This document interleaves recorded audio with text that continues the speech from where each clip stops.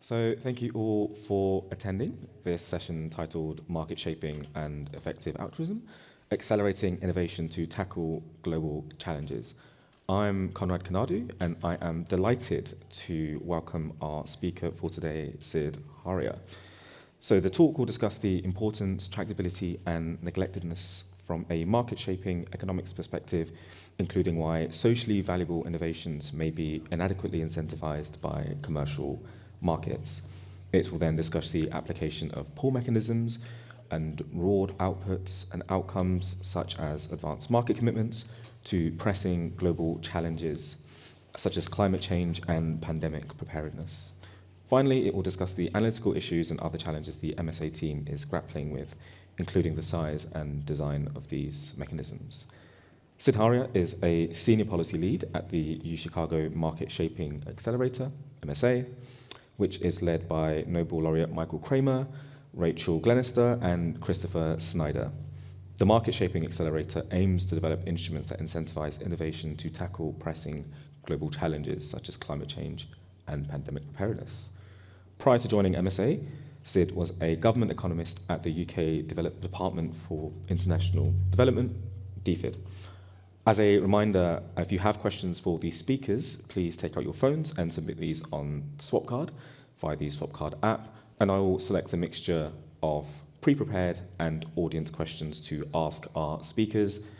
And if you don't get time for questions, remember that there will be office hours immediately after the session in Aurora 16. So once again, it's my absolute pleasure to welcome Sid.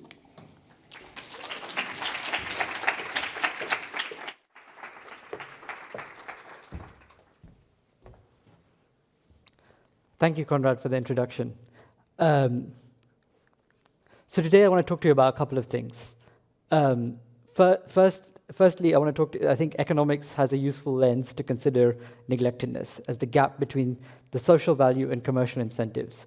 I think considering neglectedness as using this gap is useful partly because it forces us to think about why particular innovation might be neglected, and that might inform the appropriate policy prescription. I then want to discuss some of the underlying market failures that will drive this gap between social value and commercial incentives. And finally, on that, I want to then talk about how market shaping and pull mechanisms, those are mechanisms that reward outputs and outcomes instead of funding inputs, might be a way to tackle some of these market failures. I want to say a little bit more about advanced market commitments, a particular type of pull mechanism, and finally, I want to give a sort of taste of some of the questions and analytical questions and issues the MSA team is grappling with related to the size and design of these mechanisms. So, I think the useful way to consider neglectedness, as opposed to just looking at the levels of upfront funding particular problems get, is to consider neglectedness as the gap between the social value of an innovation, which includes potentially the lives saved by a vaccine, for example, monetized appropriately, and the commercial incentive to generate those innovations. And that's by commercial incentive, I roughly mean the opportunity to profit from that. And that gap might explain why we don't see some innovations, why they're under-incentivized. And thinking about neglectedness in this framework forces us to think about why innovation is under-incentivized and what the underlying market failures are. And I want to say a bit about some of those market failures. So some of the market failures that can cause this wedge between the social value of an innovation and the commercial incentives. First of the list is externalities. We all benefit from carbon reduction and innovations that take carbon out of the atmosphere. But the benefits are not restricted to the customers of those technologies, so they have no incentive to pay more for it. Firms that are selling technologies that reduce carbon in the absence of intervention, don't earn a particular premium for selling them. And as a result, this diminishes the commercial incentive to generate such innovations that reduce carbon emissions. Another reason innovation might be under-incentivized is there are low barriers to entry, that other firms can, the innovation is easy to share and copy, that other firms can join the market compete on price and drive down profits, which reduces the returns to innovation. Innovation spreading might be a useful thing, but it still might diminish the incentive to generate the innovation in the first place. For example, you might come up with a new farming practice that other farmers then copy, and that means you secure very little of the return to the innovation yourself. It's hard to establish a moat. So that might be one reason why innovation is under-incentivized. Another issue I want to touch on is monopsony bias. There are often the demand for some innovations will come from large buyers, typically governments. And governments will have bargaining power and the ability to negotiate prices down once the innovation is invented. So once the innovation is invented, large buyers such as governments, aid agencies, have an incentive to negotiate prices down towards marginal cost, which means that firms might not be able to recoup their fixed costs of R&D and capacity. The thing is, firms can anticipate that, which means they might not develop the innovation in the first place. And then another reason innovation may be under-incentivized is there may be social and political constraints on pricing, particularly during pandemics. So during pandemics, vaccines typically, the price for typical vaccine prices typically sold for $6 to $40 a dose, roughly in that range. In contrast, we estimated, colleagues of mine estimated that the value of a vaccine, the value of a course of vaccine capacity was closer to $5,800. There's a huge gap there. Now, it may be appropriate to set affordable prices for vaccines, and I think that makes a great deal of sense, but it still limits the potential profits and upside for a firm and limits their incentive to develop it in the first place. I think even looking at the share prices of vaccine firms, they captured very little of they only captured some of the gains of developing the vaccine. For these reasons, innovation may be under-incentivized, and I think it's useful to think about the market failure because that might inform the correct policy prescription and diagnose. The correct answer and policy intervention might turn on understanding the market failure correctly. And I want to turn to one possible answer to these market failures, which is market shaping. And by market shaping, I mean aligning commercial values with aligning the commercial incentive closer to the social value. And one possible answer that might be somewhat underrated and underused is the use of pull mechanisms that reward results rather than promise or potential. So pull mechanisms reward results, tons of carbon removed or vaccine sales, rather than providing upfront research grants. And the simplest example of a pull mechanism is a prize, where you may get a lump sum reward. You get a lump sum reward for sharing and publicizing a solution to that problem. So why use pull mechanisms? One reason to use pull mechanisms is, as I said, they reward results, and the innovator bears the risk of failure. If the sponsor or the funder, if the innovation isn't delivered, the sponsor or funder pays nothing in the simplest examples. And so it reduces the risk of waste because you only have to pay if the innovation is invented and developed. But it's not a free lunch. So given that innovators are going to bear the risk, the pull incentive, the rewards, have to be large enough to take on that risk, take on the risk of failing to develop the innovation and the risk of being beaten to the reward by a competitor. But nonetheless, I think this is an appropriate allocation. This is often an appropriate allocation of risk. The innovator knows more about their innovation, the probability of success, and they should bear some skin. They should bear some risk. They should have some skin in the game. And in return, the funder is reducing the demand risk. They are increasing the probability that there will be a market for these socially valuable innovations. So I think it's often appropriate for innovators to bear that technological risk and funders to reduce demand risk. This relates to one of the key advantages of market shaping pull mechanisms, is that they avoid funders and bureaucrats choosing which firms to support when bureaucrats are often not well placed to decide which researcher or which group is best placed to develop a vaccine or another kind of innovation. So what's useful about market shaping is that it captures some of the benefits of markets in terms of aggregating information, enabling exchange, and incentivizing people to engage in socially useful innovation and production. So it corrects for market failures and also keeps some of the benefits of markets.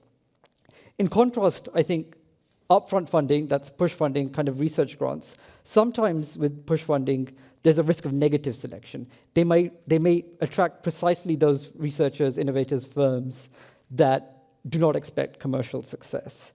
And in contrast, sort of pull mechanisms, a well-designed pull mechanism is intended to attract precisely those firms which have a higher probability of success.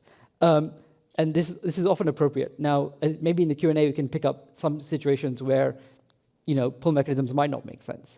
But this is one of the advantages of pull mechanisms. And I want to talk about advanced market commitments, which are a sort of more sophisticated kind of pull mechanism and vary from and are different from prizes. An AMC is roughly a promise to subsidize the purchase of a large quantity of an innovative product before it is invented, in return for firms committing to a long-term price cap. So you specify quantity and price, you commit to a subsidy before it's invented, and that incentivizes firms to go and develop the innovation. So I guess there's a question of, so why might you want to use an AMC? One, because like other pull mechanisms, it can be open to all firms. So you're not picking which firm to support, and the firm that meets your target product profile, that meets the conditions you set out, can earn the reward. I guess one question is, why not a prize, right? So I've got a couple of things to say about that. I guess one small side note is that prizes are often set too low to attract serious commercial interest. The other thing is that prizes don't inherently solve your problem of large-scale supply and scale and ensure access and widespread adoption. If what you need is some kind of formula that's easy to copy, a prize might be a great answer, because once it's shared, published, other people can go and copy it. That's often not the case for some of the innovations we're interested in, such as vaccines, which involve lots of tacit knowledge in the production process that's hard to share, that's hard to document. And in particular, so prizes don't solve that problem, because somebody can publish a solution for how to make a vaccine, and it's just very hard to copy. And for the same reason, sometimes intellectual property waivers, patent waivers, don't solve the access problem either. In contrast, AMCs reward firms for producing a large quantity at an affordable price. So often, I guess to put it in economics terms, often monopoly firms have an incentive to restrict output to raise price, and in contrast, the AMC, with its price cap and its subsidy, rewards firms to produce at a large quantity, low price equilibrium. And I also then want to touch on one of the other advantages of prizes, one of the advantages of AMCs other than prizes is I guess a typical AMC design provides a subsidy, and not 100% subsidy. It's a partial subsidy that's conditional on a customer purchase. If the customer doesn't buy the product, the firm doesn't earn the subsidy, it doesn't earn the co-payment from the consumer, it gets nothing. And that incentivizes firms to think about products that appeal to consumer preferences from the get-go, and to think about the last mile of engineering, development, marketing to get the product right, because they need to get customers to purchase it if they're going to get any of the returns. And in contrast, prizes don't have that benefit. And so this market test sort of provides a kill switch for products that are sort of meet your technical specifications, but consumers hate. Maybe it's fiddly to use, or it tastes bad, or or there's some other problem. So, and AMCs, which provide a partial subsidy, have this useful feature that includes a market test. They also incentivize large-scale supply. So, as I said, the AMC is typically a promise to subsidize a large quantity of subsidize the purchase of a large quantity of an innovative product. And so, for example, I'm about to talk about the 1.5 billion advanced market commitment for the pneumococcal vaccine. And one of the interesting features of that AMC is that it had an annual target of 200 million doses per year, and firms were rewarded in proportion to the supply of that annual target they met. So firms have an incentive to sort of build a large-scale factory and supply at a high rate to maximize how much of the fund they earn from the advanced market commitment. So I'm now going to say a bit about the advanced market commitment for the pneumococcal vaccine.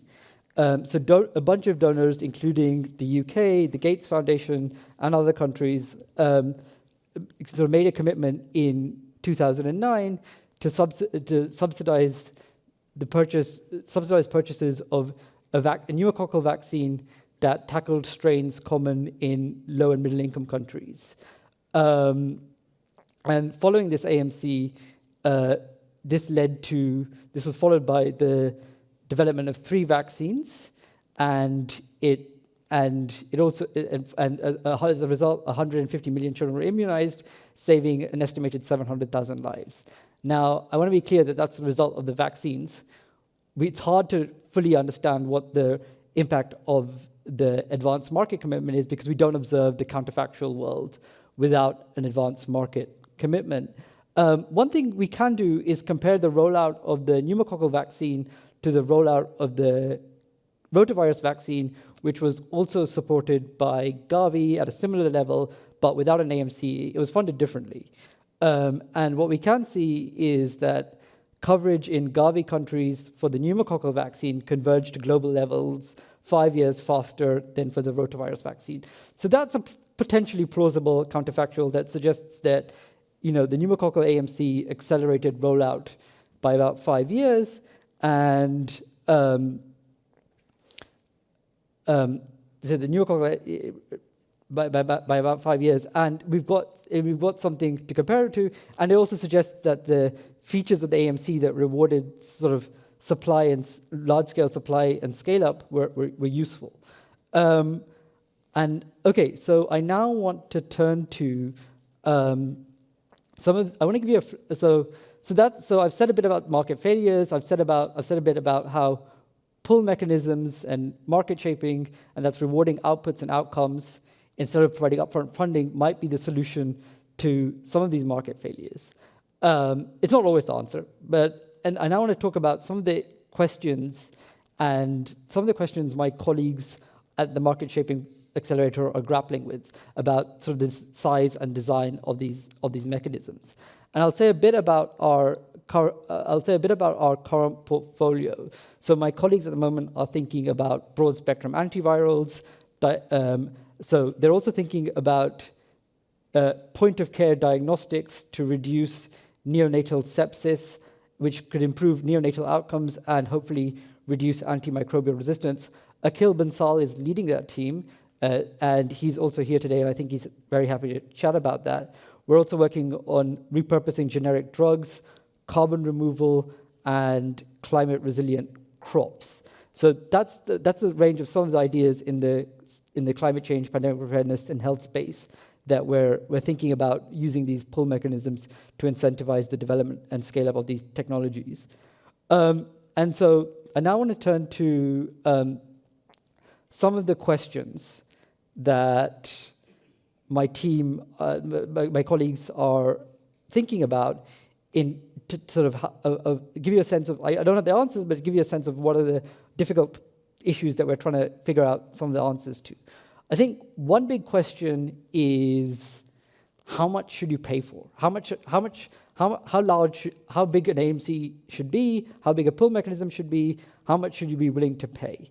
And so a few thoughts on that. You don't want to pay more than the social value. So you can estimate, how many lives a vaccine might save to translate into disability-adjusted life years. Consider some of the other benefits of the vaccine might generate. Quantify it, monetize it, and that will give you a sense of what the social value is.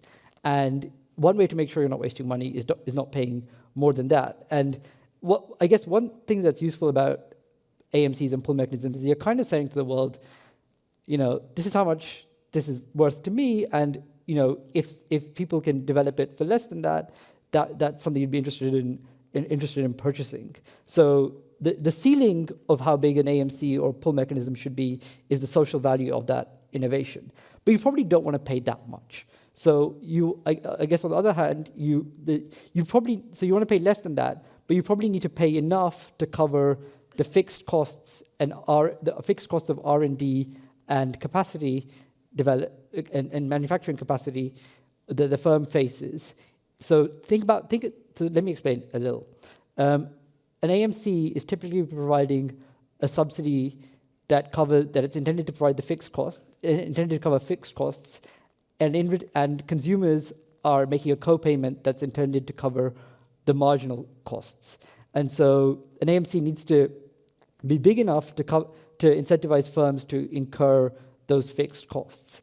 Now, we know that the size of an AMC is going to be between the social value and enough to cover the fixed costs. So we can bound it a little bit, but then it gets tricky.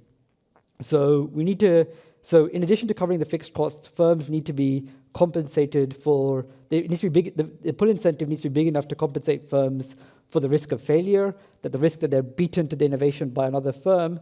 Firms also expect to make a decent return. They have an opportunity cost of capital, and so the problem quickly becomes trickier.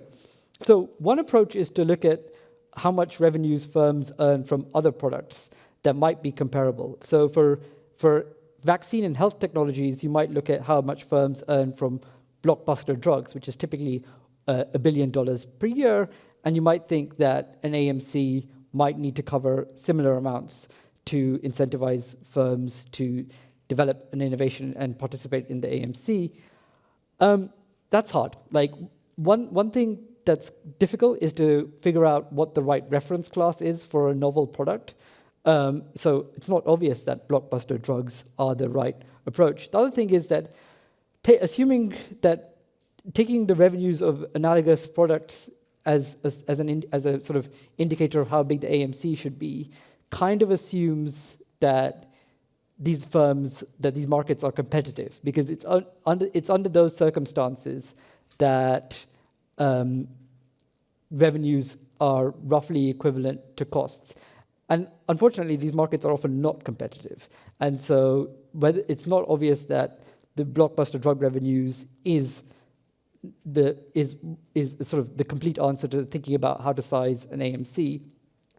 So we also try to complement sort of that approach with a sort of bottom-up approach, looking at the literature, talking to firms, figuring out what the fixed costs of R&D are, and then adjusting it for the factors I talked about before: the risk of failure, the risk of being beaten to the market by another firm.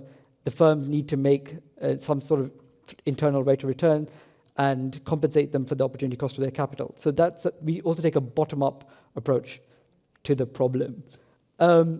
So I also now want to say a bit about some of what we're thinking about in terms of broad-spectrum antivirals.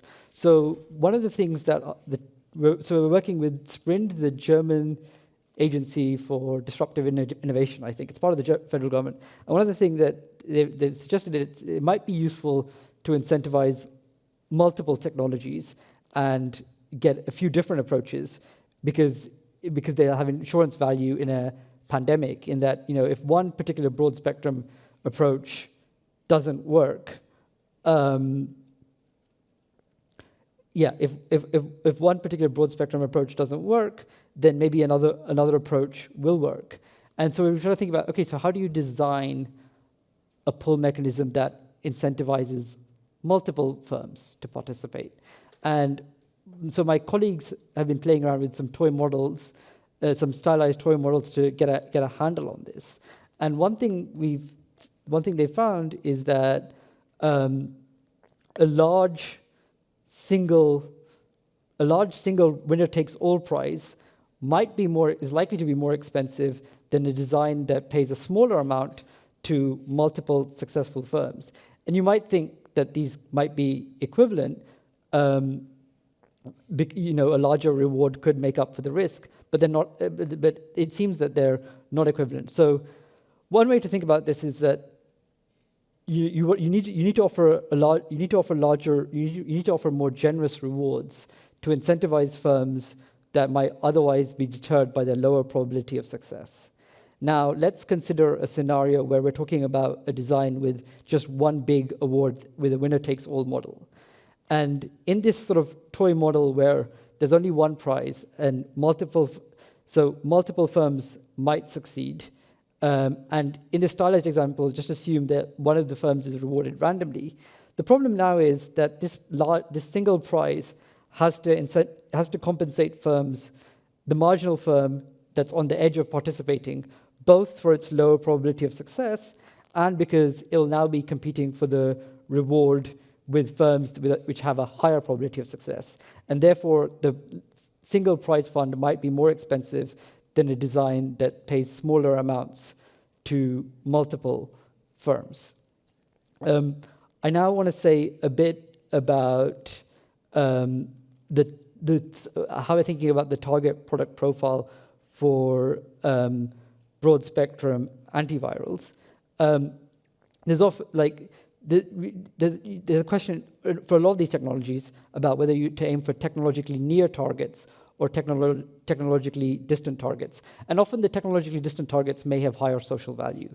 But firms and policymakers may want to pursue technologically near targets. So this is some of the reason we ended up with an AMC for the pneumococcal vaccine and perhaps and not one for a more ambitious target, which could have been malaria.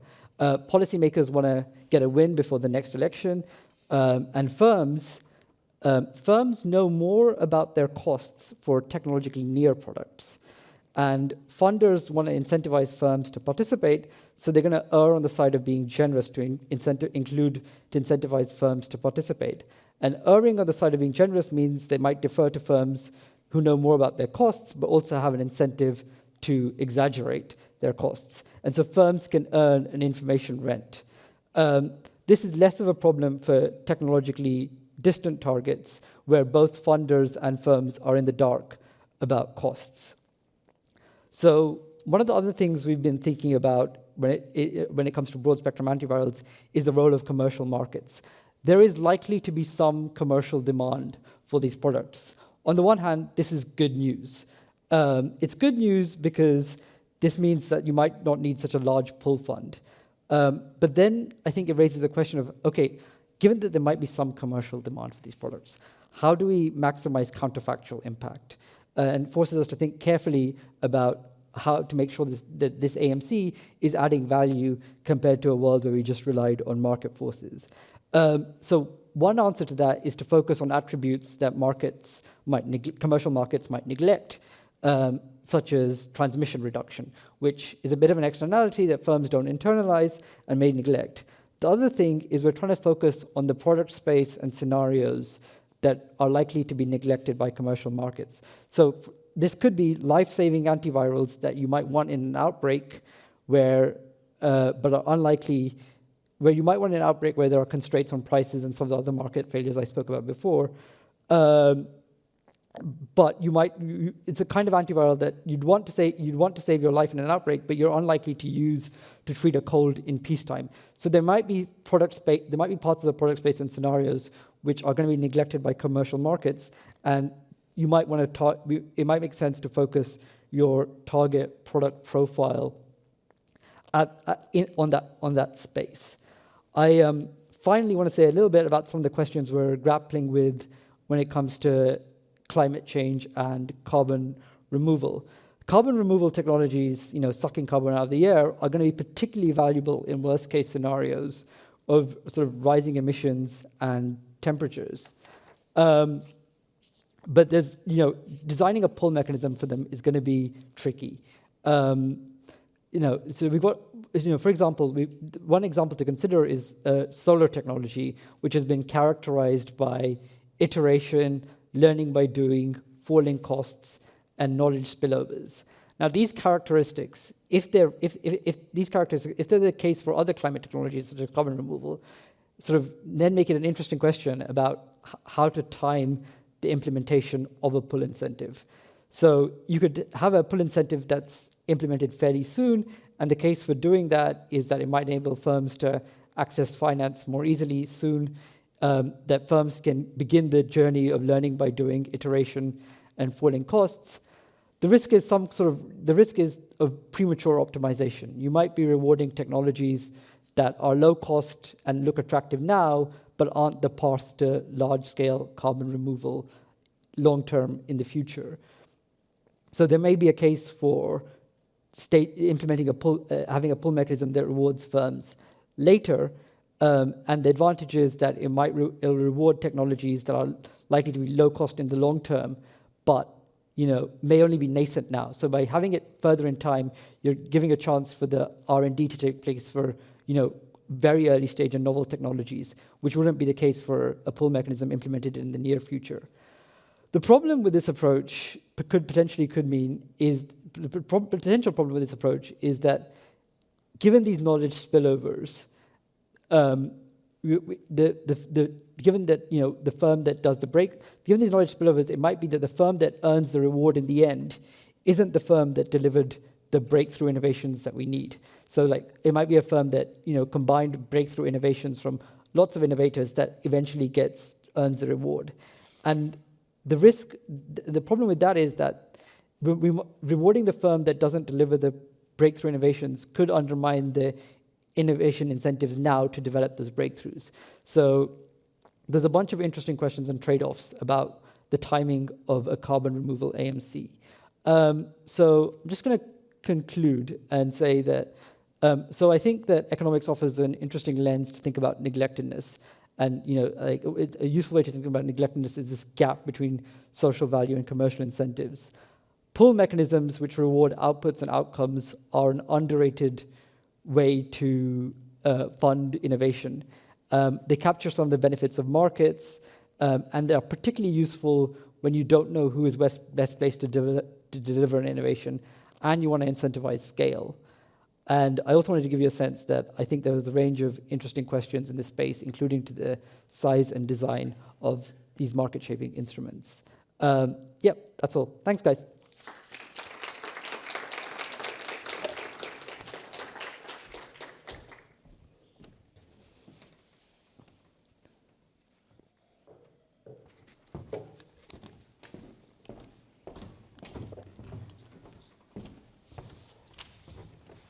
Thank you, Sid, for a truly fascinating and interesting presentation.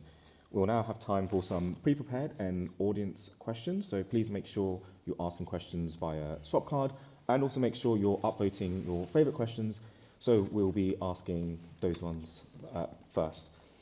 I think the first question I have is, this seems fantastic, seems like it's a really, really powerful tool. So why don't we see more use of market-shaping mechanisms? Okay, so I think one answer is one thing I discussed was that sort of these pull mechanisms. They sort of, you only pay out when the firm succeeds, when they meet your target product profile and the conditions you've set for the reward being earned, and so you only pay out under some circumstances. So you're making a payment in the future, conditional on a firm delivering that innovation. And that might seem great. Like, hey, you only pay if the firm succeeds and you're minimizing waste. To a bureaucrat, that might be less appealing. You're introducing uncertainty into their budget, and so now they've got a sort of liability a few years down the line, which they may or may not have to pay for. So it makes sort of budget planning a little bit harder.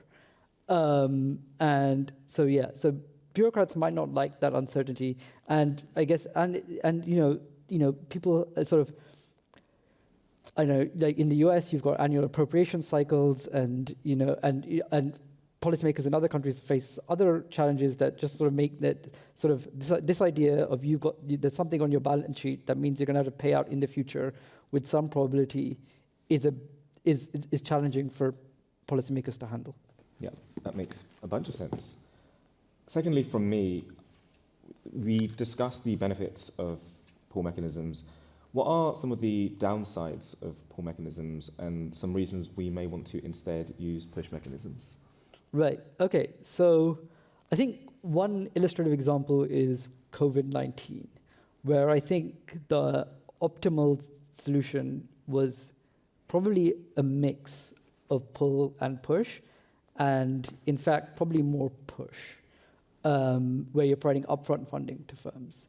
And the reason for that is I guess I just discussed that one of the advantages of pull mechanisms is you're only attracting firms that have a higher probability of success, right? Now, in a pandemic, you want to take lots of bets. You want to incentivize some of the firms with a low probability of success, right? And it's not that you just want to attract the firms with a higher probability of success. You want to attract some of the ones with a low probability of success. And funding and paying for firms incentivizing firms with a low probability of success, it's going to be cheaper to just provide upfront funding to firms than to set a pull incentive that compensates the marginal firm with low probability of success, and then you also have to pay that pull incentive to the infra-marginal firms with higher probability of success. It quickly becomes expensive, and so in that case, more push funding is cheaper. The other case is push funding is useful when you want to do open-ended research, right? Like pull incentives assume that you've got a specific problem that you can somewhat characterize a solution and reward things, but insofar as you want researchers to think of problems and inventions that you wouldn't have even thought of, then you want to use push funding. And the other thing, I think I'll stop there. Nice, it also makes a load of sense. Thank you. And one more. So we've discussed advanced market commitments in a fair amount of detail, but outside of advanced market commitments, there are plenty other types of market shaping mechanisms, for example, milestone payments.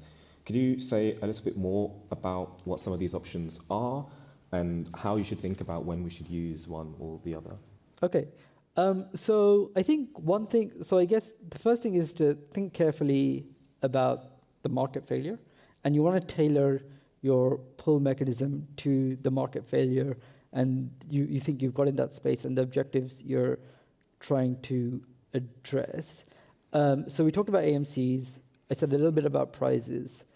So another option that often comes up is another thing that often comes up in conversation, as you mentioned, is milestone payments, where you're rewarding firms for intermediate steps and progress on the path to a successful innovation. And I think people are attracted to it. I think there's a question of, I think you need to, there might be a case for using milestone payments, right? But you need to think about why. You've got to have a story about why. I guess the starting point is you should pay for the outcome you care about, which is usually the final stage successful innovation. So you need to think about why might you want to deviate from paying for the outcome you care about. And the other thing is milestone payments assume you kind of know that the technological path you need to follow, right? But there could be reasons where this is appropriate. So one reason you might think you want to use milestone payments is that the kind of firms that are working on this technology are going to struggle to access finance, and therefore you want to provide intermediate payments so they can get on with developing the next step. That could be the case. I think you need to think hard about whether the reason they are struggling to get access to finance is not just because their ideas are bad and the innovation sucks, and the financial markets are correctly not extending that finance. But it could be that there are genuine credit constraints that need to be tackled, in which case you want to use milestone payments. Another reason you might want to use milestone payments is you want to reward firms for sharing their intermediate progress that might be of benefit to other firms also working in that space. Another thing that comes to mind is milestone payments might help with this sort of budget uncertainty question that policymakers are grappling with. I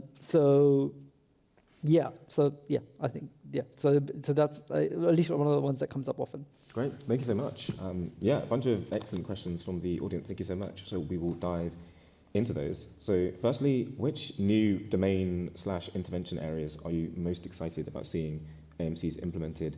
And are there market spaces you think AMCs won't work as well?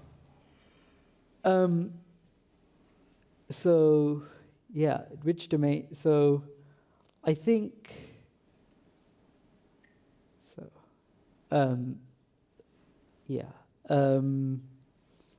okay, so at the moment we're working on climate change, pandemic preparedness, and health more broadly.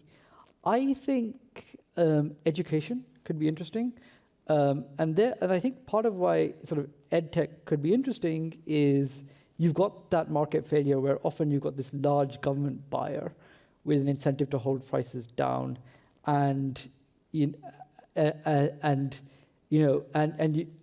So I think, So I guess education would be an area I'd be interested in exploring in the future. Brilliant. And are there areas you think AMCs wouldn't work as well?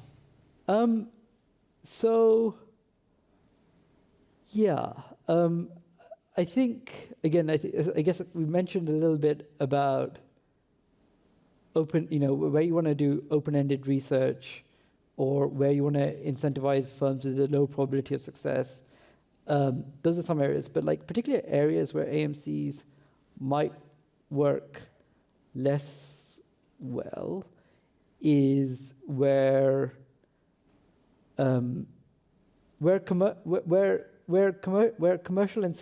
commercial innovation really is going to be rewarded. So where there aren't any big externalities. So I guess I think so. I want to be cautious because there might be things that I haven't thought through, but sometimes I keep thinking of answers, and I think that I'm worried that I'm accidentally going to kill something that not that it's going to have that kind of influence, but like I'm going to pass on that because I don't want to. Things might be promising, and I just haven't given it enough thought. That makes a bunch of sense. In which case, maybe you've already said topics or areas in which there are already commercial incentives to innovate. And plausibly, there are other kind of considerations that might turn against specific domains without necessarily pointing what those are. And so could you say more about what kind of factors would make an AMC less applicable? So one thing is that if you some of the things I was thinking about were, hey, there are a bunch of rich customers who would absolutely love this technology if it existed. So in which case you really need to think about, really, do you need an AMC? Yeah. The other kind of thing I was thinking of, so the other kind of thing is that AMCs and pull mechanisms, really, you kind of need you need an outcome or something you can pay against. So you need some sort of metric that you can pay against. And for some technologies and things, that's going to be hard. I guess the other thing is that AMCs are really good for technologies that are embodied in products. I guess when we're talking about sort of things like algorithms and formulas, prizes might be better. Yeah, makes a bunch of sense. Thank you. We have another question. So could you talk a bit about how you actually conduct research at the MSA? So for example, do you do modeling, kind of empirical work? What does that empirical work look like? What does the actual process look like of figuring some of these questions out? Yeah, so I can say a little bit about that. So I think some point last year we had an innovation challenge where we had this open call for ideas for targets to tackle in the climate change and pandemic preparedness space. And often people reach out with, hey, we think this could be promising. And so one thing is to first just do a bit of a shallow investigation into whether something is a promising target, and that involves like some of the considerations I've discussed, thinking about, hey, is this amenable to a pull mechanism? That's like, I guess, one of the priority questions we're trying to think through.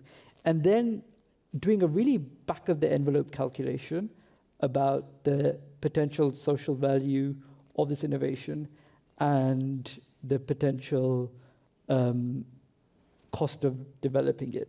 So I guess, and then and then a lot of it is like so that's a lot of the work. A lot of the work is also talking to innovators, funders, policymakers, and so I've been talking to a bunch of firms about how much it might cost them to develop climate resilient crops, and I guess you've got to treat firms skeptically. And I guess the other thing is like. So some of my colleagues have also been, also doing academic research and publishing. My colleagues have a paper out on an AMC for a universal coronavirus vaccine. The faculty directors at the Market Shaping Accelerator have also been thinking about the losses from future pandemics. And yeah, so I guess day-to-day, back of the envelope calculations, looking at the literature, talking to firms, funders, policymakers, lots of writing, and often like I think people are doing exploratory data work and sort of coding and visualizing data to try and get a sense of get a handle of the nature of the problem. Brilliant, thank you.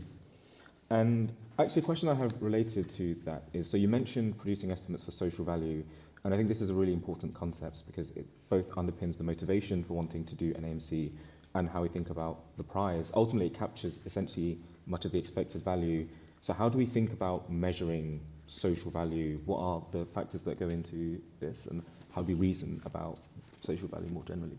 Okay, so I guess by social value, I guess one way to think about social value is it's the sum of sort of both the private benefits that consumers, firms, agents incur get from an innovation, and on top of that, the external benefits, and that's the external benefits, the spillover benefits and the externalities, sort of the benefits of like transmission reduction from a vaccine or reduced carbon emissions, or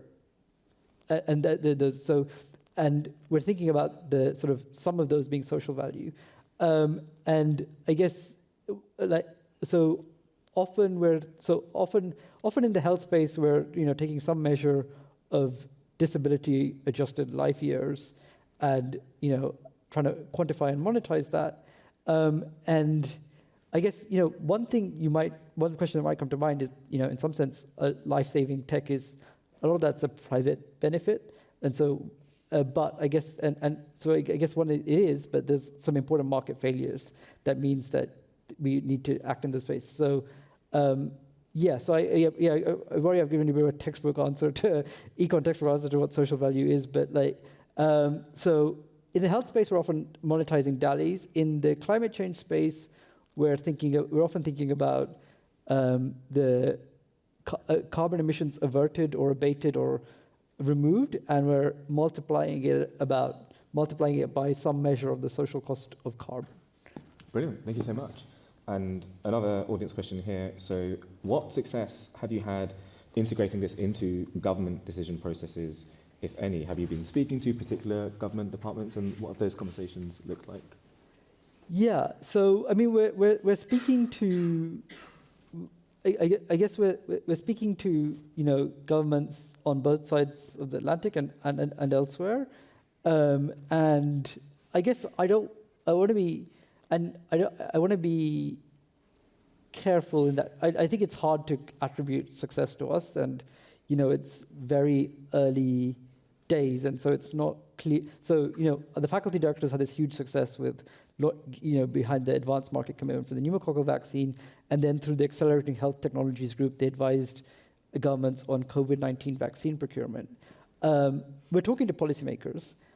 I think it's early to sort of suggest that any of MSA's work has led to any policy change. I do think some of the stuff the Biden administration is doing is interesting and potentially has been informed by market shaping thinking more generally, sort of prizes for carbon removal, thinking about rewarding clean hydrogen, and then I think on the European side that there are instruments that are like pull for health and for both health and climate change things. It's so lots of interest from policymakers. A bit early to say that we MSA caused this particular change. Yeah, no, fantastic. This is extremely exciting stuff. And then for anyone interested in engaging in market shaping or with the MSA as a career or in some capacity in the future, what skills, experience, background do you think would be useful, and what kind of advice would you want to give to people? Yeah, so we've recruited a couple of times, and I'm sure we'll be recruiting in future.